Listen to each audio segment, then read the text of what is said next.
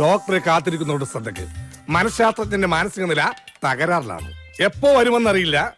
ഇരുന്ന് മുഷിഞ്ഞവർക്ക് പോകാം, അല്ലാത്തവർക്ക് ഇരിപ്പ് തുടരാം. എപ്പോ വരുമെന്ന് അറിയില്ല എന്ന് വെച്ചാൽ എനിക്ക് ഉത്തരം പറയാൻ കഴിയാത്ത ചോദ്യമാണത്. ഇരുന്ന് മുഷിഞ്ഞവർക്ക് പോകാന്ന് ഞാൻ പറഞ്ഞിട്ടുള്ളൂ.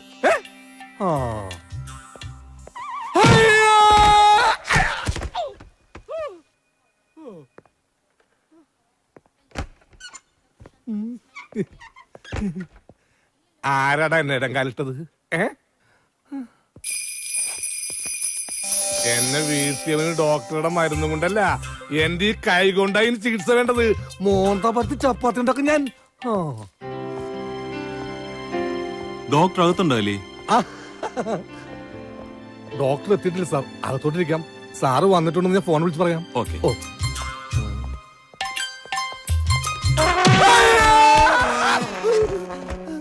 എന്തു പറ്റി? തറയൊന്ന് സ്ലിപ്പായതാ സാറേ, 2 തറയോട് മാറ്റാനുണ്ട്. ഞാനിപ്പോ തന്നെ ഡോക്ടറെ വിളിക്കാം.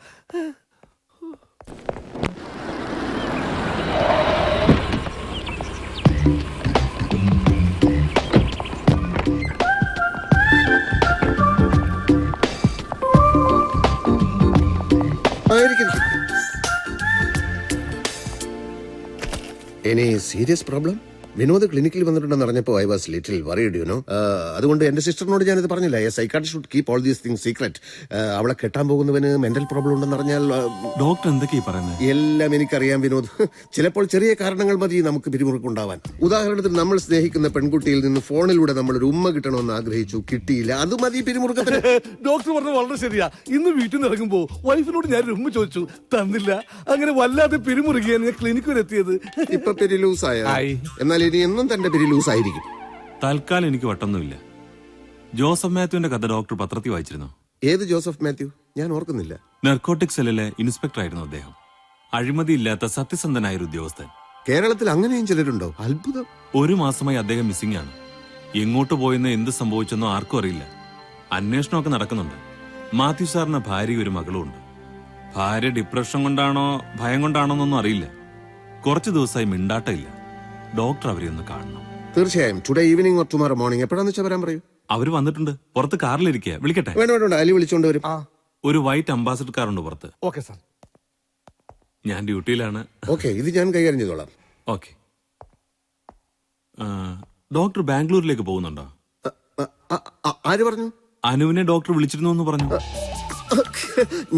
ഞാൻ വിളിച്ചതല്ല. ഞാൻ മറ്റാരോ വിളിച്ചപ്പോ റോങ് നമ്പർ പോയിട്ട് കിട്ടിയത് അനുവിനെ. അപ്പോ എന്തെങ്കിലും പറയണമല്ലോ എന്ന് വിചാരിച്ച് ബാംഗ്ലൂർ വരുന്നുണ്ടെന്ന് പറഞ്ഞതാ. ഓ,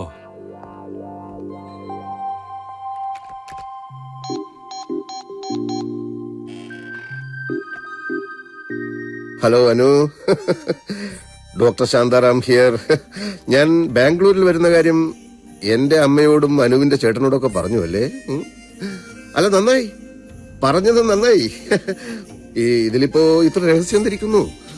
പക്ഷേ ഞാൻ പറയുന്നത് എന്താണെന്ന് വെച്ചാൽ, അവരൊക്കെ തിരക്കുള്ളവരല്ലേ. നമ്മുടെ ഈ സില്ലി മാറ്റേഴ്സ് ഒക്കെ അവരുമായി ഡിസ്കസ് ചെയ്ത് നമ്മൾ അവരുടെ സമയം തന്നെ മെനക്കെടുത്തണം. അതുകൊണ്ട് ഞാൻ ഇപ്പൊ വിളിച്ചതും ഇനി വിളിച്ചാൽ അതും അവരോടൊന്നും പറയണ്ട. ചിലതൊക്കെ പറയാതിരിക്കുന്നതിലുമില്ലേ ഒരു രസം. എന്ത് രസമെന്നോ? എന്തോ ഒരു രസം. പിന്നെന്തൊക്കെയുണ്ട് അനു വിശേഷങ്ങൾ? അനുവിന് സുഖമല്ലേ? ഓ, അത് കേട്ടാ മതി എനിക്ക്.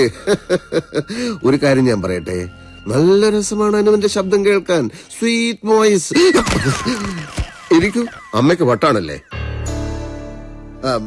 അങ്ങനെ ചോദിച്ചത് എന്റെ ഒരു ഷോക്ക് ട്രീറ്റ്മെന്റിന്റെ ഭാഗമായിട്ടാണ്. ചിലപ്പോ രോഗി അത് കേട്ട് വയലന്റ് ആകും, പിന്നീട് ശാന്തത കൈവരിക്കും. ചിലപ്പോ അതോടെ അസുഖം ഭേദമാവുകയും ചെയ്യും. ആ മെത്തഡ് ഏറ്റില്ല. ഇരിക്കൂ. അച്ഛനെ കാണാതായിട്ട് എത്ര നാളായി എന്നാ പറഞ്ഞത്? ചേ, എന്താ ഇത്? ഒരു ഡോക്ടർക്ക് കാര്യങ്ങളൊക്കെ ചോദിച്ച് മനസ്സിലാക്കണ്ടേ? അതല്ല ഡോക്ടർ, അമ്മയും കൂടി ഈ അവസ്ഥയിലായപ്പോ മറ്റാരുമില്ല ഞങ്ങൾക്ക്. രാത്രി മുഴുവൻ ഞാൻ ഉറങ്ങാതിരിക്കപ്പോ അമ്മ വാതില് തുറന്ന് പുറത്തുപോയി വല്ല കടുങ്കയും ചെയ്യുമെന്നുള്ള ഭയത്തിൽ.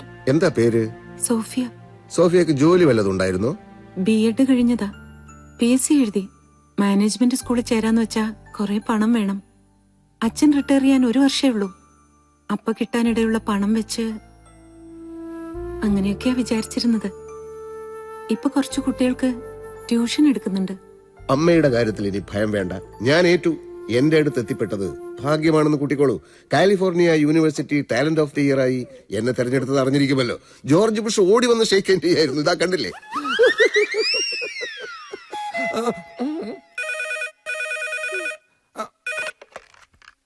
ഹലോ, ഡോക്ടർ ശാന്താറാം എന്റെ ക്ലിനിക് ഉണ്ടല്ലോ. ഡോക്ടർ പതിവ് പോലെ ബുഷിന്റെ കാര്യം പറഞ്ഞോണ്ടിരിക്കുക. ആരാ? ഉടനെ വരൂ. ഉടനെ പറഞ്ഞ സോറി, എന്റെ പേര് എലി അല്ല അലി. ബാപ്പാന്റെ പേര് പൂക്കുഞ്ഞു കോയ. ഓ മരിച്ചുപോയി. ഓക്കെ. കരണ്ട് ഭാർഗവനായിട്ട് എന്തെങ്കിലും പ്രശ്നമുണ്ടോ? കരണ്ട് ഭാർഗവനോ? അതാര്? കരണ്ട് ഭാർഗവനെ പറ്റി കേട്ടിട്ടില്ല? അതോ ലോക ഗുണ്ട കുട്ടിക്കാനം കുരിയച്ചെന്ന വൻ തോക്കിനെ 110 kV ഇലക്ട്രിക് കമ്പിയിൽ വലിച്ചെറിഞ്ഞ് ചുട്ടരിച്ചു കൊന്നവൻ. അങ്ങനെയല്ലേ കരണ്ട് ഭാർഗവൻ എന്നുള്ള പേര് വീണത്. അയാൾ ഇപ്പൊ വിളിച്ചത് ഉടനെ ഇങ്ങോട്ട് വരുന്നു. സത്യം പറ ഡോക്ടർ, ഡോക്ടറോട് അയാൾക്ക് വല്ല ശത്രുത ഉണ്ടോ? എനിക്ക് അയാളെ അറിയില്ലെന്ന് പറഞ്ഞില്ലടോ. എങ്കിൽ പിന്നെ ഡോക്ടറുടെ മറ്റേതെങ്കിലും ശത്രുക്കൾ ഡോക്ടറെ കൊല്ല കരണ്ട് ഭാർഗവനെ ഏൽപ്പിച്ചു കാണും. എനിക്ക് ഏത് ശത്രുക്കൾ? എല്ലാ മനഃശാസ്ത്രജ്ഞന്മാരും തമ്മി ശത്രുക്കളല്ലേ? എങ്കിലവൻ വരട്ടെ. അവൻ കരണ്ടാണെങ്കിൽ ആ കരണ്ടിനെ ഫ്യൂസ് ചെയ്യാൻ വരും.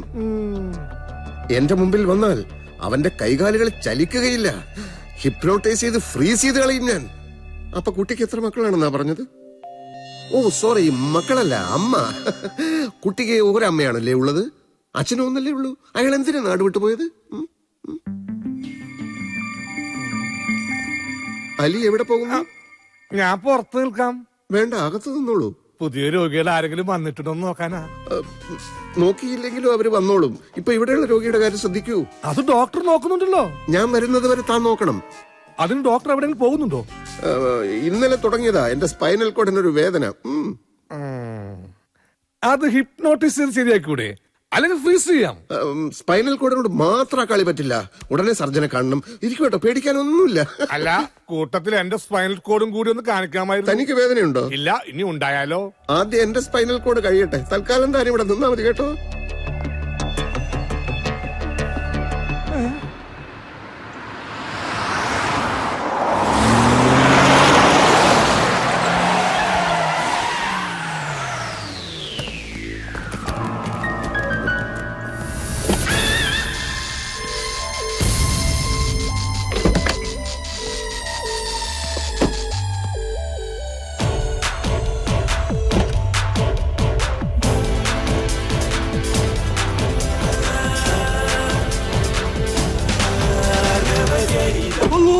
അത് തന്നെ കരണ്ട്.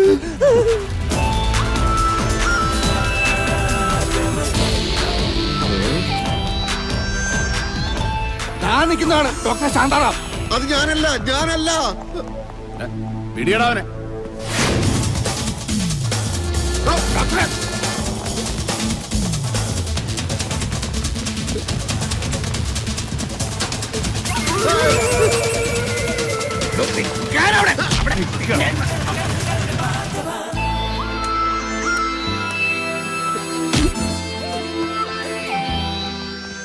എന്നെ പേടിച്ചോടിയതാണല്ലേ?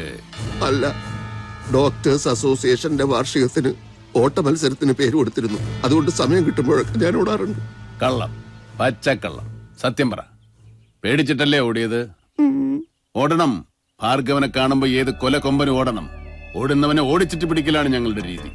ഇരയെ വേട്ടയാടി കൊന്നു തിന്നുന്നതാണ് ഞങ്ങളുടെ ശൈലി. ഞാനൊരു തെറ്റും ചെയ്തില്ലല്ലോ. അതൊക്കെ അകത്ത് നിന്നിട്ട് പറയാം. കമാൻ അണ്ണാ, ഒരു സെക്കൻഡ്.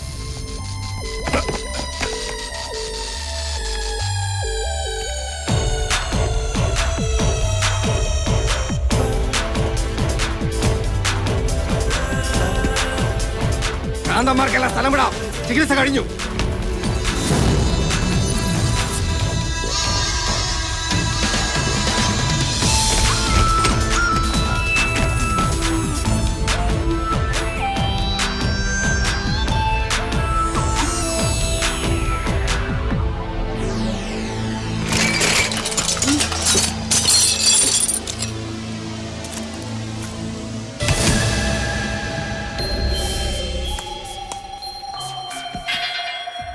ഇരുന്നോളൂ. നിൽക്കുന്നതാ എനിക്കിഷ്ടം. ഇരിക്കണം. എന്നെ പറ്റി കേട്ടിട്ടുണ്ടോ? ഉവ്വ്. എന്താ കേട്ടത്? വളരെ നല്ല മനുഷ്യനാണെന്നാ കേട്ടത്. ഒരു ഉറുമ്പിനെ പോലും നോവിക്കാത്ത. ഉറുമ്പിനെ നോവിച്ചിട്ട് എന്താണോ കാര്യം? ഉറുമ്പല്ല എന്റെ ശത്രു, പോലീസാണ്, കോടതിയാണ്, ഭരണകൂടമാണ്. ഇതിനെയൊക്കെ ഞാൻ നോവിക്കും, നോവിച്ചിട്ടുണ്ട് ഭാർഗവൻ. തെളിവുകളില്ലാത്തതുകൊണ്ട് മാത്രം ജയിലിന് പുറത്ത് കഴിയുന്നവനാണ് ഞാൻ. വല്ലവനും തെളിവും കൊണ്ട് വന്നാൽ പിന്നെ അവൻ വെള്ളം കുടിച്ചാകുകയല്ല. അത് വേറെ കാര്യം. മനസ്സിലായോ? കഞ്ചാവ് കൃഷിയാ എന്റെ മെയിൻ പണി. കൂട്ടത്തിലെ ആളക്കൊല്ലും ആനക്കൊമ്പും എല്ലാ പരിപാടിയുണ്ട്. എന്നെ ഒതുക്കാൻ നോക്കിയവനൊക്കെ ഞാൻ ഒതുക്കിയിട്ടേ ഉള്ളൂ. കേട്ടിട്ടുണ്ടോ കുട്ടിക്കാനം കുരിയച്ചന്റെ കഥ? 110 kV ഇലക്ട്രിക് കമ്പിയിൽ. അത് തന്നെ. ഇതൊക്കെ അറിഞ്ഞിട്ടാണോ ഞാൻ നല്ലവനാണെന്നാ കേട്ടെന്ന് താൻ പറഞ്ഞത്? അല്ല, മോശമായിട്ടാ കേട്ടതെന്ന് പറഞ്ഞാൽ ഇഷ്ടപ്പെട്ടില്ലെങ്കിലോ എന്ന് കരുതി. അത് ന്യായം. എന്നാ കേട്ടോ, ഞങ്ങൾ ഈ അധോലോക നായകന്മാർക്ക് മോശം കേൾക്കാനാ കൂടുതൽ ഇഷ്ടം. അതവിടെ നിൽക്കട്ടെ. ഇപ്പൊ എത്ര രൂപ ബാങ്ക് ബാലൻസ് കാണും? ഒരു 50,000 കാണും. അത് പെങ്ങളുടെ കല്യാണ ചെലവിന് വെച്ചതാ. പക്ഷെ സാരമില്ല, വേണമെന്നുണ്ടെങ്കിൽ ഇപ്പൊ തന്നെ ചെക്ക് എഴുതരാം.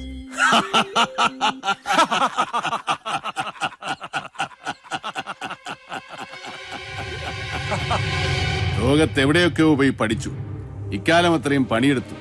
എന്നിട്ട് മിച്ചം വെച്ചത് 50,000 ഉലുവ. ഞങ്ങൾക്കൊരു മാസം തോക്കിന് ഉണ്ട വാങ്ങിക്കാൻ വേണം 5 ലക്ഷം രൂപ.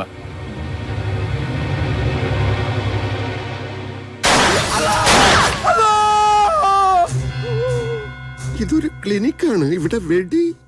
ഭാർഗവൻ എവിടെ നിൽക്കുന്നോ അവിടെ വെടിയും പോവൊക്കെ ഉണ്ടാവും. ഞാൻ വന്ന കാര്യത്തിലേക്ക് കിടക്കാം. വേറൊരു അധോലോക നായകൻ ബോംബെയിലുണ്ട്. ഞങ്ങൾ ഫ്രണ്ട്സാ. വെടിയും കുത്തും ആനക്കൊമ്പൊക്കെ തന്നെ അവന്റെയും പണി. കുറെ കാലമായിട്ട് അവന് തോക്കെടുക്കുമ്പോ കൈക്കൊരു വിറയൽ, പഴയ ധൈര്യമൊക്കെ ചോർന്നു പോയതുപോലെ. ശത്രുക്കളെ കുറിച്ച് ഓർക്കുമ്പോഴേ പേടിയാ. ബിൻലാദിനെ കൊണ്ടുപോയി ചികിത്സിക്കാമെന്നൊക്കെ പറഞ്ഞ ആളല്ലേ. എത്രയും പെട്ടെന്ന് അവനെ ഒന്ന് നേരെയാക്കി തരണം. ഇതിനാണോ എന്നെ കാണാൻ വന്നത്? അതെ. ഇതിനാണോ ഈ മേശമേലുള്ള സാധനങ്ങളൊക്കെ തട്ടി താഴേട്ടത്, വെടി പൊട്ടിച്ചത്? അതൊക്കെ ഞങ്ങളുടെ ഒരു രീതിയാണെന്ന് പറഞ്ഞില്ലേ. നഷ്ടപരിഹാരം തരാം. കണ്ണപ്പ ജബ്ബാറെ, കാറിൽ നിന്ന് ഒരു 10 ലക്ഷം രൂപ എടുത്തുണ്ടോ? 1 കോടിയുടെ ഒറ്റ കെട്ടാ. എടുത്തുണ്ട് വാടോ, കെട്ട് പൊട്ടിക്കാം. ഓ, എനിക്കിപ്പോ ഒന്നും വേണ്ട. വേണ്ട. അപ്പൊ എന്റെ ഫ്രണ്ടിന്റെ കാര്യത്തിലുള്ള തീരുമാനം പറ. ആത്മവിശ്വാസം നഷ്ടപ്പെട്ട അധോലോക നായകൻ ഫ്രണ്ടൊന്നുമല്ല, നിങ്ങൾ തന്നെയല്ലേ?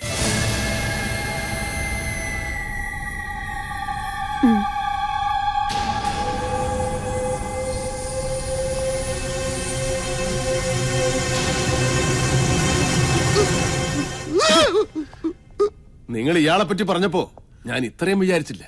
ജഗജില്ലിയല്ലേ ഇയാള്? സമ്മതിച്ചിരിക്കുന്നു. മിടുക്കൻ. പകുതി ധൈര്യം ഇപ്പോഴേ വീണ്ടും കിട്ടിയതുപോലെ തോന്നുന്നു. ഇനി താമസിപ്പിക്കണ്ട.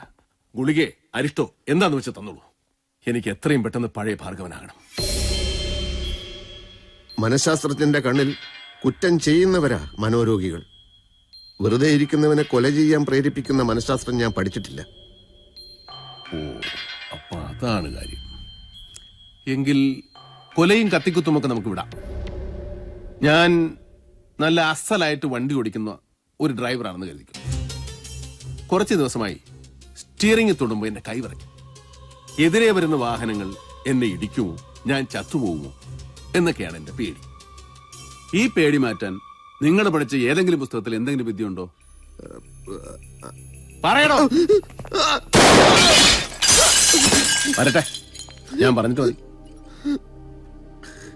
എനിക്ക് കുറച്ച് സാവകാശം തരുമോ? ഏത് നിമിഷവും പൊട്ടിത്തെറിക്കാൻ പോകുന്ന ഒരു അഗ്നിപർവ്വതത്തിന്റെ മുകളിലാണ് ഞങ്ങളുടെ ഇരിപ്പ്. എത്ര സമയം വേണം? അത് ഒരു 2-3 ദിവസത്തിനകം പറയാം. ഓക്കെ.